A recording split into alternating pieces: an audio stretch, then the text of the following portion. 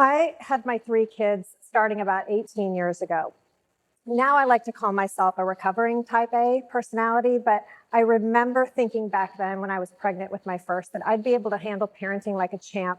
I did all the work. I read all the parenting books, all the magazine articles, and figured I'd apply the same strategies to each kid. I felt totally prepared. I'm a licensed therapist working with kids and families, so who better to raise perfect, happy kids, right? Well, shocker, things didn't end up quite the way I thought they would. And a couple of my kids were struggling with things that I didn't anticipate. Things like intense shyness, anxiety, trouble sleeping, being super picky about what they would eat or the clothes they would wear. Changes in schedule that seemed like no big deal to me would make them cry or fight with me or just shut down.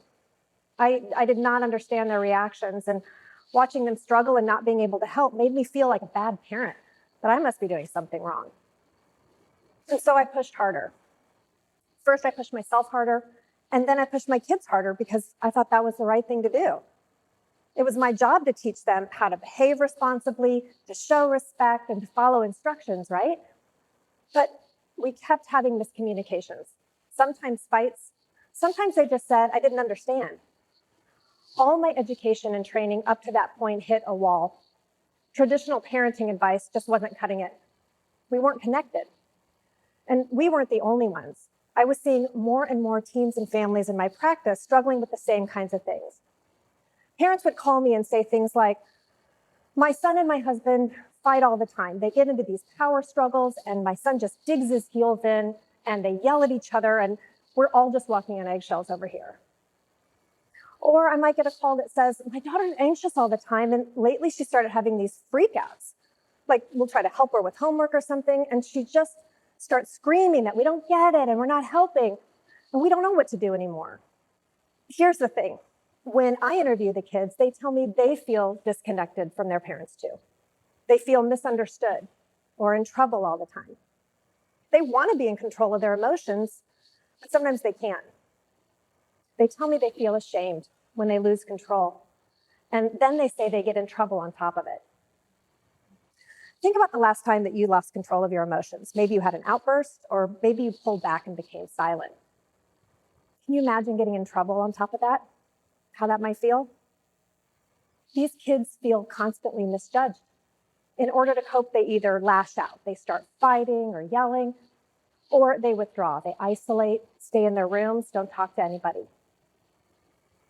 Often by the time they end up in my office, the compound effect of feeling misjudged, misunderstood, and not knowing how to manage their emotions leads to anxiety, self-esteem issues, social anxiety, self-doubt, depression.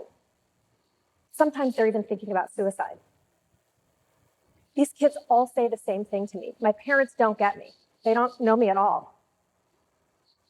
So these kids aren't feeling understood even when we as parents are trying to understand them. What's going on here? Why aren't the traditional parenting methods working? Why doesn't all the typical advice in the books and the magazine articles and the videos, why didn't those work? I tapped back into my type A skills and poured myself into researching, taking new trainings, studying cognitive development, and countless hours of trial and error, just working on methods to reconnect with my kids and helping others do the same. Here's what I found. The common thread in all these stories of all these families struggling to connect is that most of these kids are neurodiverse. That's just a term that means differently wired brain. I'm sure you know someone with ADHD or OCD, or someone with a learning difference like dyslexia, or autism, or someone being on the spectrum. These are all people with neurodiverse brains. They think a little differently. They process information a little differently and respond to their environment a little differently. Differences don't have to be scary. While it is true that some neurodiverse people need a lot of support, others are able to tap into some amazing gifts. Teen activist Greta Thunberg calls for autism diagnosis her superpower because it gives her intense focus and passion about climate change. Michael Jordan, basketball legend, has ADHD that allows him to hyper-focus, take risks, and thrive under pressure. And Michael Phelps, winner of 23 Olympic gold medals in swimming, was diagnosed with ADHD when he was 9. He couldn't get through class without fidgeting, but he could swim for hours after school. According to the CDC, in the United States, 1 in every 189 girls and 1 in every 42 boys is neurodiverse. That's over 1 million kids. This is a lot of people. And trust me, neurodiverse people come through my office every day. Maybe they have diagnoses and maybe they don't, but I'm seeing more and more kids and teens struggling with some kind of anxiety. Maybe they come in with some traits of ADHD, like following through on things or having trouble with concentration, but they also have a million great ideas. Or maybe they come in with some traits of OCD, like needing their things to be organized a certain way so that they feel comfortable, but they always finish their projects and homework on time. Some people come in with traits of being on the spectrum. That can look like stubbornness, black and white thinking, having a super specialized interest in something, but they can also be the greatest innovators. The tricky thing is, when they come in my office, most of these kids haven't found their hidden gifts and feel like something's wrong with them. That leads to anxiety and feeling misunderstood. And their parents are trying to help, but more often than not, it's making it worse. Outdated parenting styles are hurting our kids and hurting our families.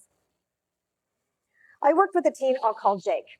Jake is a great kid. He's super smart. He can fix anything in the house, but he can be challenging. His mom said that he's completely different from his older brother, Max, who's really easygoing. She said all the parenting things that she does with Max just don't work with Jake. For example, she drives carpool, and every morning they have the same problem. Jake, carpool time, come on downstairs. And Jake won't come downstairs. So she tries again. Jake, come on, what are you doing? We're gonna be late. Well, Jake is always dealing with his socks. He likes to stretch them out in a certain way, like the seam bothered him or something, but he liked them to fit a certain way and be on in a certain way. And then if he put his shoe on and it didn't feel quite right, he'd have to start all over. Every day, it took him forever. And he made her late. And he made his brother late. And he made his carpool group late. And every day, it was super stressful on all of them. Some days he would drag himself out to the car, maybe without his shoes on, but they would both start the day just fuming mad at each other. She said, look, he's 14. It's my job to make sure he becomes a self-sufficient adult. Self-sufficient adults don't have trouble putting on their socks. Self-sufficient adults are respectful of other people's time. She said that coddling or indulging him wouldn't help him when he gets out into the real world. She said, look, if I give him another 20 minutes to do his socks, or I come back and pick him up later, it's just going to perpetuate the behavior because I'm letting him get away with it. They said, you're not letting him get away with it. He's not trying to get away with something. He can't help it. His brain is wired differently. It's like if I said to my kid, I need you to swim across to that island over there. And she doesn't know how to swim. And she says, no, like I can't do that. And I said, no, it's fine. Just get in the water and go. Everybody knows how to swim at your age. Versus if I just said, oh, that's right, I forgot you can't swim. Come on and get in my boat. Is that coddling? Is that indulging bad behavior? My kid can't swim. Thinking of all these families, it's crucial to consider that maybe the kid that's not getting with the program, or the one causing all the frustration, maybe that kid has a differently wired brain and responds to stress differently than you or I do. Maybe he feels more anxiety than you or I do, and in different ways. Think about Jake. That poor kid is stressed. He doesn't want his socks to be messed up. He's not trying to make his mom mad. He doesn't like making his brother and the carpool group late. He's trying to get his socks on his feet in a way that he can tolerate. And the more he tries and the faster he tries to do it, the worse it gets. And with mom yelling and the brother yelling and everybody honking in the car, there's no way he's going to calm down. When parents see their kids through a typical lens, and they have a kid with a differently wired brain, misunderstandings happen. Unrealistic expectations happen. Fighting happens. Disconnection happens. For Jake, what was helpful was having his mom understand a little bit more about how his brain worked. That getting his socks on his feet in a way that felt good was important to him from a sensory standpoint. And the way she could help was to validate him and manage her own frustration. She still didn't get why it was such a big deal, but now she understands it's a legitimately big deal for him. And so she can relate to him differently and preserve their connection. So when my kids were young, we always used to run into problems whenever I'd have to change the plans. Let's say I told them that we were going to go to a Mexican restaurant for dinner. And the day would go on, and inevitably something would change. And I knew that we'd need to go to the pizza place, let's say. And I'd have to tell the kids. And I would just brace myself for a protest or a million questions or a flat out refusal. And I would think, oh my God, why can we not just go to the restaurant like regular families? Like, why is it always such a production? Well, if you know your kid has a neurodiverse brain, like ADHD, or if they're on the spectrum or something, you'll know that sudden changes are hard for them. They might have spent the whole day thinking about that Mexican restaurant. They know exactly what they're going to order. They know exactly where they're going to sit. There's no fear of the unknown there. Most of us don't need to rethink the whole plan just because the restaurant changed. But someone with a different brain may think, well, wait a minute, I don't know what they serve at the pizza place. Like, I don't know if I'm going to like it. And how long is it going to take to get there? Right? Things you or I may not even consider. But they need to ask the questions. They're trying to manage their anxiety. I could choose to say, oh my God, stop with the questions. You're being such a pain. Get in the car. I've made a decision. Or I could say instead, you know what, that's right. I kind of sprang that on you, didn't I? Okay, what questions do you have about the pizza place? You'd be amazed at how you can resolve some of their intense anxiety because you get them. They're not ashamed.